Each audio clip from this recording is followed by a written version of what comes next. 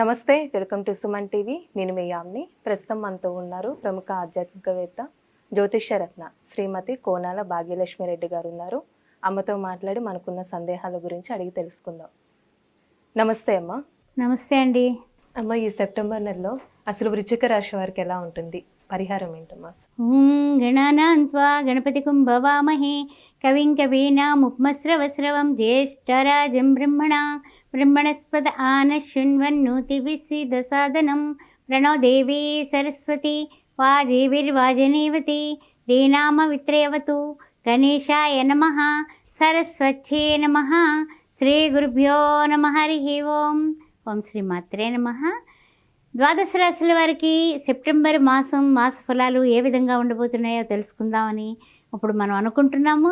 తెలుసుకుందాం మరి ఏ విధంగా ఉండబోతున్నాయి. 1/9/2024, 30/9/2024. ముఖ్యంగా చూసినట్లయితే కనుక మనకి మార్పులు చేర్పులు, గ్రహముల యొక్క మార్పు చేర్పులు మొట్టమొదటి తెలుసుకుందాం. 5వ తారీఖున బుధుడు సింహరాశిలోకి మారబోతున్నాడు. అదేవిధంగా 16వ తారీఖున యథావిధిగా రవి సింహరాశి నుంచి కన్యారాశిలోకి కన్యా సంక్రమణం జరగబోతోంది. అదేవిధంగా 19వ తారీఖున శుక్రుడు కన్యలో ఉన్న శుక్రుడు తులలోకి మారబోతున్నాడు. నెక్స్ట్ 24వ తారీఖున బుధుడు కన్యలోకి మారబోతున్నాడు, అంటే స్వక్షేత్రంలోకి రాబోతున్నాడు 24వ తారీఖున. ఇది గ్రహముల యొక్క సంచార వివరాలన్నమాట. అయితే ఏమిటంటే కనుక ఇప్పుడు ద్వాదశ రాశుల వారికి ఏ విధంగా ఉండబోతుందో అనేది మనం ఇప్పుడు పరిశీలించుకుందాం. ఓం శ్రీ మాత్రే నమః. ఆస్ట్రో భాగ్యలక్ష్మి అనే ఈ ఛానల్ని సబ్స్క్రైబ్ చేశారా? చేయకపోతే లైక్ చేయండి, షేర్ చేయండి, మన వాళ్ళందరికీ పంపించండి. ఏదైనా మీకు డౌట్స్ ఉంటే కామెంట్ రూపంలో తెలియజేయండి. 9866044439. పొంతనలు తర్వాత ఏదైనా సరే మీకు డౌట్స్ ఉన్నా, జాతక చక్రాలు వేయాలన్నా, కుంభ వివాహాలు, కదలి వివాహాలు చేయించాలన్నా, ఏ సమస్య అన్నా సరే పరిష్కారం చూపించబడుతుంది. అంతేకాకుండా శ్రీ సౌభాగ్య మ్యారేజ్ బ్యూరో 16 సంవత్సరాలు పూర్తి చేసుకుని 17వ సంవత్సరంలో అడుగుపెట్టింది. చాలా చక్కని వివాహ పొంతన కోసం, వివాహ వధువరుల కోసం మీరు మమ్మల్ని సంప్రదించవచ్చు. హిందువులైతే చాలు, ఏ వర్ణమైనా సరే ఆహ్వానం పలుకుతున్నాం. ఓం శ్రీ మాత్రే నమః. వృశ్చిక రాశి వారికి అర్ధాష్టమ శని దోషం. ఆ తర్వాత చూసినట్లయితే 5th హౌస్లో రాహువు, అది కూడా దోషమే. 6th 7th హౌస్లో గురువు, ఆ తర్వాత అష్టమ కుజుడు. ఇంకా అంతకంటే గొప్ప దోషం ఇంక ప్రపంచంలో ఉండదు. నవమంలో చూస్తే బుధచంద్రుల కలయిక, దశమంలో రవి, ఏకాదశంలో కేతువు శుక్రుడు, ఇవన్నీ ఓకే అమ్మా. కానీ అష్టమ కుజుడు, అర్ధాష్టమ శని, పంచమ రాహువు, ఈ 3 చాలు ఈ మాసం వెళ్ళని కొంచెం నలుగుడు పెట్టడానికి. అయితే కానీ ఏమిటంటే కనుక కొంచెం ప్రభావాలు ఎక్కువగా ఉంటాయి, కోపం ఎక్కువగా ఉంటుంది, చిరాకులు ఎక్కువగా ఉంటాయి. కాస్త ఇంట్లోనే బయట కూడా నా మాట నెగ్గాలనే ప్రయత్నం చేశారా వీళ్ళు ఇబ్బందులు పడతారు. అందువల్ల వాదనలు సాధనకి పనికిరాదు. వాదోపవాదాలకి అసలు వెళ్ళకుండా చాలా జాగ్రత్తగా ఉండేటటువంటి సమయం ఇది. ఇంటా బయట కూడా, కొన్ని ఇంట్లో కాదు బయట బాగుంటుంది, బయట కాదు ఇంట్లో బాగుంటుంది అని అనుకోకండి. ఎక్కడైనా కూడా మనకి ఇబ్బందులే. అష్టమ కుజుడు తక్కువైన వాడు ఆయన అలా నలిపేస్తాడు తగ్గ. అందువల్ల కాస్త జాగ్రత్తగా ఉండండి. తర్వాత విషయానికి వచ్చినట్లయితే కనుక కాస్త వివాహాది శుభకార్యాల ప్రయత్నాలు చేసేటటువంటి వారు మీరు రెండో కంటికి తెలియకుండా, అంటే ఏంటి, ఇంట్లో వాళ్ళకు కూడా చాలా వరకు బాగా, అంటే బయట వాళ్ళకి చెప్పేస్తారు వీళ్ళు అనే వాళ్ళకైతే మీరు ట్రాన్స్ఫర్ చేస్తారు ఇన్ఫర్మేషన్ అనే వాళ్ళకి చెప్పకండి. అది జీవిత భాగస్వామి అయి ఉండొచ్చు, అమ్మాయి ఉండొచ్చు, నాన్న అయి ఉండొచ్చు. వివాహ ప్రయత్నాలు మీరు సీక్రెట్గానే చెయ్యండి. అది ఒక కొలుక్కొచ్చాక అప్పుడు చెప్పండి. ముందే చెప్పేసుకుంటే, ముందే ఊహలు ఊహించేసుకొని మాకు ఇలాంటి సంబంధం వచ్చింది, అలాంటి సంబంధం వచ్చింది, ఆహా ఓహో అంటే అది దిష్టి కొట్టి మొత్తం దగ్గరికి రాకుండా పోతుంది. అందువల్ల చాలా గుట్టుగా ఉండడం అనేది చెప్పదగిన సూచన. ఇక 3వ విషయానికి వచ్చినట్లయితే కనుక కొంచెము కొన్ని విషయాల్లో మనము లౌక్యంగా మాట్లాడాలి. అర్థమైందా? అవతలి వాళ్ళు హర్ట్ అవ్వకుండా మాట్లాడాలి. నేను ఇలాగే మాట్లాడతాను, అట్లాంటి పోయి పప్పులు ఉడకవు ఇక్కడ, ఈ నెలలో మన పప్పులు ఉడకవు. అందువల్ల కాస్త జాగ్రత్తగా సంయమనంగా మాట్లాడటం అనేది చెప్పదగిన సూచన. అంటే ఏ విధంగా అంటే కనుక కాస్త హితంగా, ఎంతవరకు అవసరమో అంతవరకే మాట్లాడండి. ఎక్కువ బోల్డ్గా మాట్లాడకండి, చాలా జాగ్రత్తగా మాట్లాడాలి.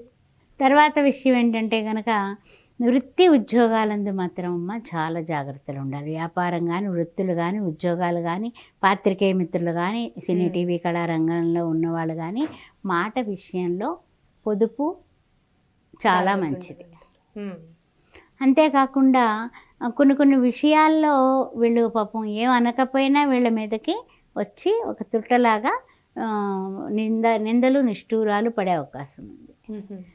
సాధ్యమైనంత వరకు ఒక్క చిన్న విషయం చెప్తాను. కుజశాంతి, కుజగ్రహ శాంతి హోమం కానీ జపం కానీ చేయించుకుంటే చాలా అద్భుతంగా ఉంటుంది వీళ్ళకి.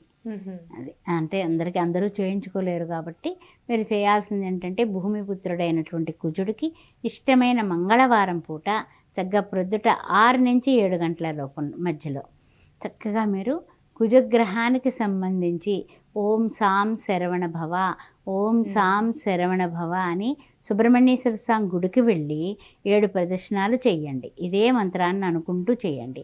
చేసి ఎర్రటి పూలు, మందారాలు కానీ గులాబీ పూలు కానీ పట్టుకెళ్ళి పూజ చేయించుకోండి. ఇది ఏంటంటే కనుక అష్టమ కుజ దోష నివారణకి మంచిగా పనికొస్తుంది. ఎర్రటి వస్త్రాలు ఎవరికైనా పంచండి. కర్చీఫ్ అయి ఉండొచ్చు, అది టవల్ గుడ్డ అయి ఉండొచ్చు, లేకపోతే పంచెల చాప అయి ఉండొచ్చు. రెడ్ కలర్వి 1 కేజీ పావు కందిపప్పు తీసుకుని ఎవరికైనా ఇచ్చి పంచండి. ఏ వారం చేయాలమ్మా? మంగళవారం పూటే చేయాలి. పొద్దున్న 6 నుంచి 7 గంటల మధ్యలో ఈ పూజ చేయించేసుకోండి. నాగులు ఉంటాయి కదా, జంట నాగులు ఉంటాయి కదా, ఆ జంట నాగుల దగ్గర కూడా మీరు ఆవు పాలు, పసుపు, కుంకుమ, ఆవు పాలు నివేదన చేసేసి నమస్కారం చేసుకోండి. 7 ప్రదర్శనాలు చేసుకోండి. అలా ఏదో ఒకటి మీరు తప్పనిసరిగా చేసుకుంటే అశాంతి పాలవకుండా సుశాంతిగా ఉండగలుగుతారు. అమ్మ, ఈ రాశి వారికి ఏమైనా ఆరోగ్య సమస్యలు అంటూ ఉన్నాయంటారా? ఆరోగ్య సమస్య కంటా కూడానమ్మా కొంచెం మానసికమైనటువంటి ఇబ్బందులు ఎక్కువగా ఉంటాయి. పనులేమో అవ్వవు, చేసేద్దాం అనుకుంటారు, వెళతారు, ఆ పని అవ్వదు. అక్కడేమో ఏదో విషయంలో మీరు ఎందుకంటే ఎన్నిసార్లు తిప్పుతున్నారని అడిగితే వాళ్ళతో గొడవ. అదేవిధంగా స్పీడ్గా వెళ్ళిపోదాం అనుకుంటారు, అప్పుడేమో అక్కడ ఏమవుతుంది, అక్కడ పనులు జరగవు. అదేవిధంగా భార్యాభర్తల మధ్య కూడా సామరస్యం లోపిస్తుంది. వీళ్ళు ఒకళ్ళేమో ఎడ్డమంటారు, ఒకళ్ళు తెడ్డమంటారు, అలా వాళ్ళిద్దరి మధ్యన వాదులాట, గొడవ. ఆ విధంగా చూసుకున్నట్లయితే పై అధికారులతోటి, సాటి ఉద్యోగులతోటి ఎక్కడికి పడితే అక్కడే మనకి ఏదో చూడండి నిప్పెట్టుకుని వచ్చారంటారు, ఆ విధంగా ఉంటుందన్నమాట. అందువల్లనే అష్టమ కుజుడు అంట్లోకి కొంచెం జాగ్రత్త అంటూ ఉంటాం. పనుల ఆలస్యానికి అర్ధాష్టమ శని దోషం అలాగా ఉంది. పంచమంలో ఉన్న రాహు ఏంటంటే తండ్రితో గొడవ పెట్టుకోమంటాడు. తల్లిదండ్రులకి తోటి తల్లి బాగానే ఉంటుంది, తండ్రితో మాత్రం కొంచెం వాదులాట ఉంటుంది. అలానే వీరికి ఏమైనా ప్రయాణాలు ఏ విధంగా అనుకూలిస్తాయేమో? ప్రయాణాల విషయంలోనమ్మా కొంచెం ఏంటంటే కనుక జాగ్రత్తతో కూడిన ప్రయాణాలు మంచిది. లాస్ట్ మినిట్లో ట్రైన్ వచ్చేస్తుంది, నేను ఇప్పుడు ప్రయాణం అయ్యి వచ్చాను, ఈ 2 నిమిషాల్లో నేను ఎక్కేయాలని ఆదరాబాదరాగా ఎక్కేస్తే డమాలు పట్టడం, ఏదో ఇంజరీ జరగడము, లేకపోతే అలాంటి అవకాశాలు ఉంటాయి. అందుకని కొంచెం జాగ్రత్త. పరిహారం కూడా మీరు ఇందాక చెప్పినట్టే విధంగా చేయాలమ్మా?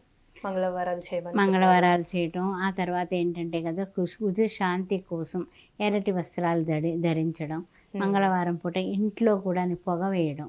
అంటే ఏంటంటే 4 మూలలో కూడా కొంచెం సాంబ్రాణి ధూపం వేసుకోవడం. సుబ్రహ్మణ్యేశ్వర స్వామి దగ్గర మంగళవారం పూట మధ్యాహ్నం మాటలు 3 నుంచి 4:30 లోపల దీపం పెట్టుకోవడం. 5 ఒత్తులు నువ్వుల నూనె దీపారాధన చేయడం. ఈ పరిహారం చేయాలంటారు. చాలా చక్కగా తెలియజేస్తారమ్మా. ధన్యవాదాలు. ఓం శ్రీ మాత్రే నమః.